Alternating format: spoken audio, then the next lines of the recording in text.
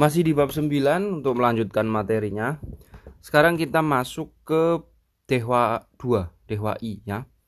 Percakapan antara Tuan dengan Rihan. Silahkan dengarkan listeningnya. 대화 2. 이 사람이 리안 씨 여동생이에요? 네, 맞아요. 제 여동생이에요. 여동생이 정말 예뻐요. 지금 몇 살이에요? 20살이에요. 여동생은 남자친구가 있어요? 아니요, 없어요. Oke, kita bahas. Dimulai dari Tuan. I sarami, I ini kata tunjuk di sini. Kata ganti untuk kata ganti tunjuk untuk menunjukkan sesuatu yang dekat dengan pembicara. Diartikan ini. I sarami, oh orang ini. Rihan si, Mas Rihan. Yodongseng adik perempuan. Iyeyo, apakah? Apakah orang ini adik perempuannya Mas Rihan? Dijawab, "Ne, iya, majayo." Betul, benar. 제 여동생이에요. Adik perempuan saya. Keterangan 제 kita bahas di sini. 제 artinya saya dalam kurung kepemilikan. 제 digunakan untuk bentuk formal atau sopan, sedangkan ne untuk bentuk yang tidak formal atau tidak sopan, akrab. Kalau kita menggunakan kata j yang artinya saya itu untuk menunjukkan kepemilikan. Adik saya, mobil saya, rumah saya, 제 여동생, 제 집, 제 자동차, dan lain-lain. Kemarin kita kenal sama kosakata jo yang artinya saya juga, tapi tidak menunjuk ke kepemilikan. Ini maaf salah tulis. Nah, ini kemarin kita bahas jo. Ada j, ada jo. 저는 gitu ya. Kita lanjut. 여동생이 정말 예뻐요. Adik perempuannya 정말 ini bisa diartikan sangat, bisa diartikan sungguh. 예뻐요 ini cantik dari kata 예쁘다. Adik perempuannya sangat cantik. 지금 몇 살이에요? 지금 sekarang 몇 berapa? Sal ini artinya tahun, tapi untuk usia gitu ya. 지금 berapa? 지금 sekarang 몇 berapa? Sal umur dalam kurung tahun gitu ya. Sekarang berapa tahun? Usianya berapa? Dijawab 20살이에요. Semu ini 20, salnya tahun. 20 tahun. 여동생은 adik ceweknya itu 남자친구가 있어요. 남자친구 teman laki-laki, dalam arti lain bisa dikatakan pacar gitu ya. Boyfriend. 있어요 punya. Adik perempuannya punya pacar dalam kurung cowoknya gitu ya. Dijawab 아니요 없어요. 아니요 없어요. Enggak ada. 없어요 artinya tidak ada, lawan dari 있어요. Oke. 대화이 sudah. Sekarang kita menuju ke 문법 2, tata bahasa 2. Ya. Di sini kita membahas partikel e yang artinya bisa ke, bisa di, tergantung konteks kalimatnya. E menunjukkan tempat keberadaan atau keberadaan barang atau orang. E ditempelkan di belakang kata benda yang berhubungan dengan tempat. Partikel ini juga menunjukkan arah pergerakan ketika digunakan dengan kata kerja gada. Nah, ini dia, gada, dan oda artinya datang. Gitu ya, secara simpel. E artinya ke. Nah, ini kalau ada kata gada, oda, pergi atau datang, pergerakan.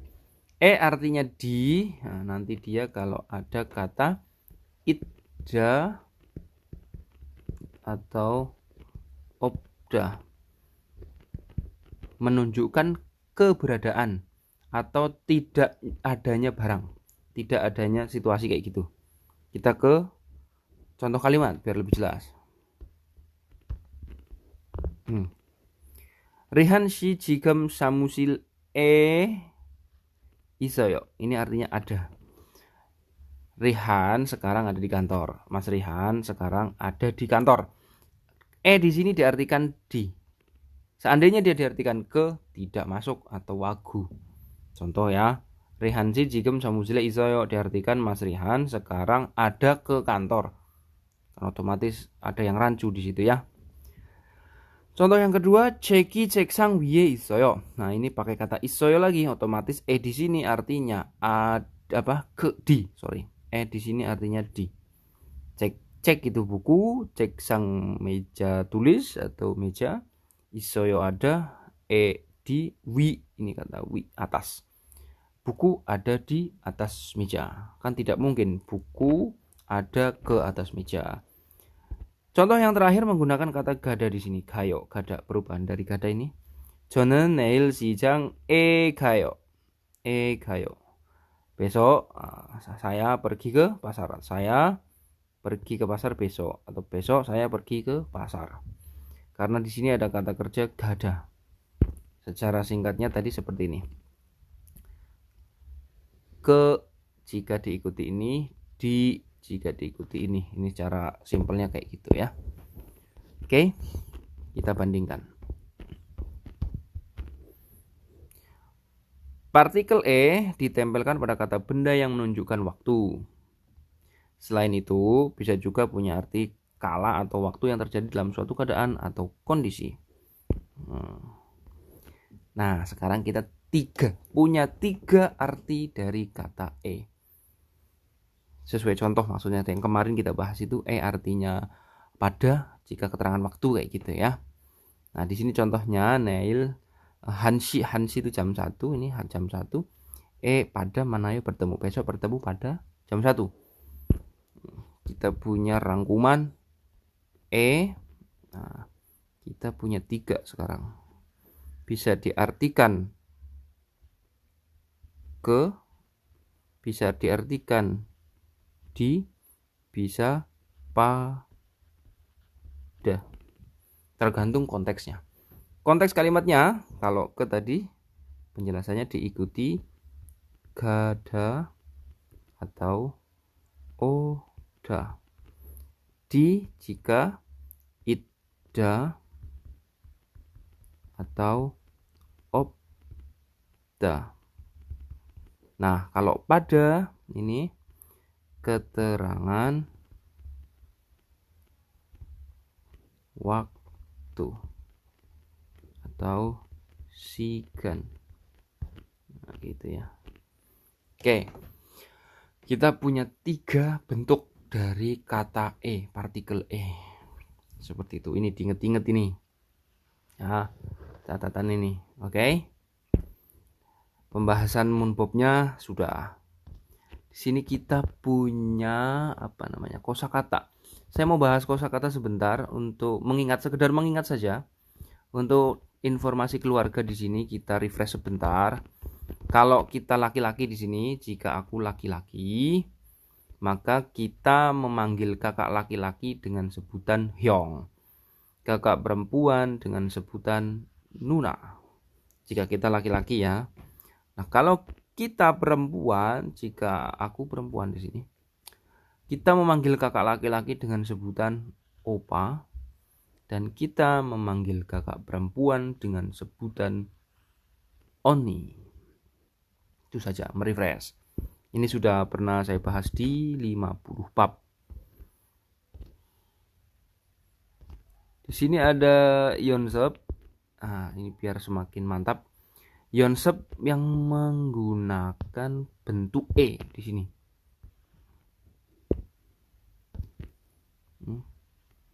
Nomor 1. Ini gambarnya agak ngeblur. Rihansi odie isoyo. Kata di sini berarti artinya di karena diikuti kata idda atau isoyo. Jawabannya sikdang. Jawabannya sikdang ini, clue-nya ini sikdang. Berarti dijawab Rihansi는 식당에 있어요. 리한씨는 식당에 있어요. Kayak gitu. Terus 형 kakak laki-laki ya.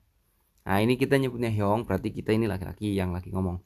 형은 어디에 살아요? Kakak laki-laki tinggal. Kata di sini kira-kira yang pantas apa? Diartikan di atau ke atau pada. Berarti kita pakai di. Kakak laki-laki tinggal di mana? Dijawab ini. Ini nomor 3, sorry nggak apa-apa. Ini Vietnam, ini Vietnam에 살아요 atau Vietnam에 있어요 boleh. Yang nomor 2 ada di sini 여동생 어디에 있어요? Adik perempuannya ada di mana? Dijawab ini 한국 ya, Korea. 여동생은 한국에 있어요. Gitu. Terus yang terakhir, nah ini yang terakhir, dia diikuti kata gayo atau gada artinya pergi. Berarti di sini diartikan ke. Nuna 어디에 가요? Kakak perempuan pergi ke mana? Dijawab ini 사무실에 가요. 사무실에 가요. Nah, karena ini gayo ikut gayo. Di sini artinya ke. Seperti itu. Oke, part 2 bab 9 sudah selesai. Di sini info budayanya ada nopimal atau banmal. Nopimal itu bentuk halus sopan, ya, dan banmal itu bentuk biasa akrab. Bahasa ininya honorific atau non honorific. Ini honorific, non honorific. Ini bahasa halus dan tidak halus. Di sini sudah ada perbandingan. Ini di 50 bab juga sudah saya bahas. Intinya kalau yang bentuk non honorific biasanya menghilangkan yo, seperti itu. Bahasa yang kurang, jangan dipakai kepada atasan atau orang yang lebih tua di Korea ya. Oke, cukup sekian bab 9. Semoga bermanfaat. Sampai ketemu di bab 10. Terima kasih. Wassalamualaikum warahmatullahi wabarakatuh.